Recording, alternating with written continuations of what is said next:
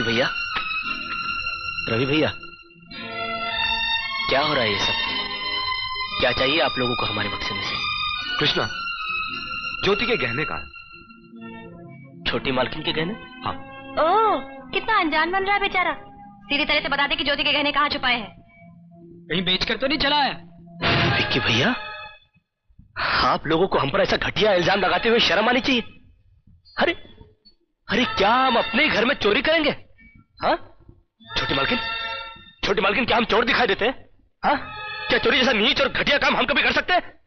तो फिर गहने कहाँ गए हैं? इस घर में और कौन है जो चोरी कर सकता है तुम्हारे सिवा? बस भैया, मुझे अपने गहने चोरी होने का इतना गम नहीं जितना कृष्णा की बेइज्जती का है। ये चेन तुम्हारी है ना ज्योति?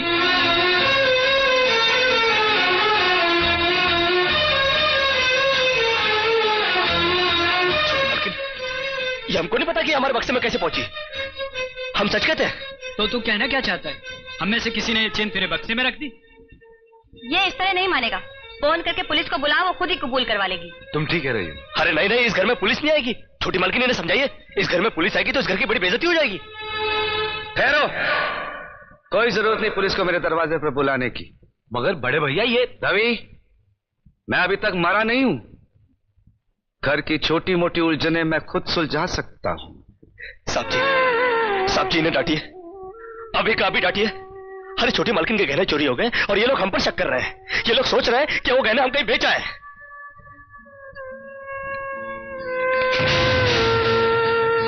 बाकी के रुपए कहां हैं कृष्णा? क्या पूछा आपने साहब जी? मैं पूछ रहा हूं कि बाकी के रुपए कहां हैं? ये आप पूछ रहे हैं साहब जी अपने कृष्णा से? देखो कृष्णा, गलती हर इंसान से होती है।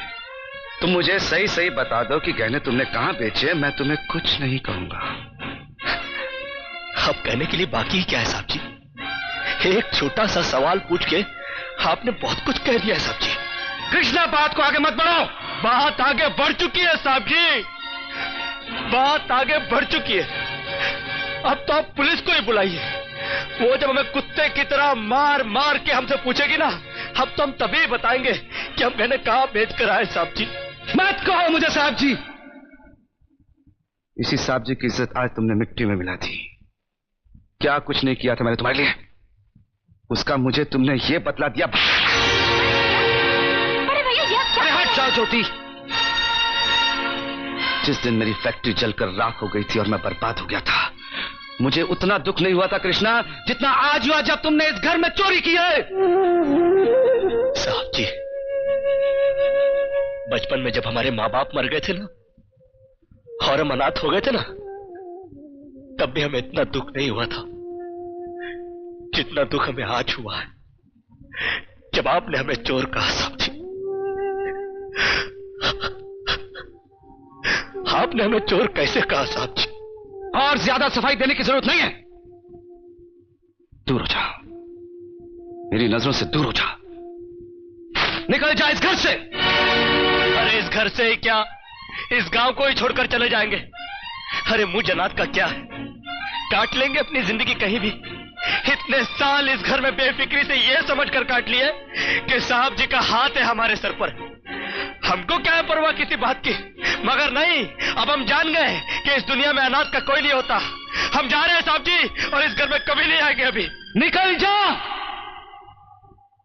दोबारा इस घर की दहलीज में कदम भी रखा तो मेरा मरा हुआ मुंह देखेगा तू। अरे नहीं नहीं नहीं, मुझ नौकर के लिए अपने दिल को दुख देने की कोई जरूरत नहीं। मैं कदम भी नहीं रखूंगा यहाँ पर, कभी नहीं आऊंगा अभी। भगवान के लिए भैया को गलत मत समझना, उनकी बात का बुरा मत मानना। वो तुम्हें बहुत प्यार करते हैं। हाँ देखा देखा, बहुत प्यार करते हैं मुझसे। कृष्णा, ये क्या हो रहा है? क्यों चिल्ला रहे हो? अरे नहीं नहीं, आप हमसे बात मत करो बड़ी मालकिन। क्यों? अरे हम छोटी मालकिन के सारे गहने चुरा के खा चुके हैं। ये क्या बकवास कर रहे हो? अरे नहीं, हम सच बोल रहे हैं, हम सच बोल रहे हैं। हम चोर है चोर, और आप भी हमसे बात क्या कर रही हो? आप हमको मारो, मारो हमको। कृष्णा,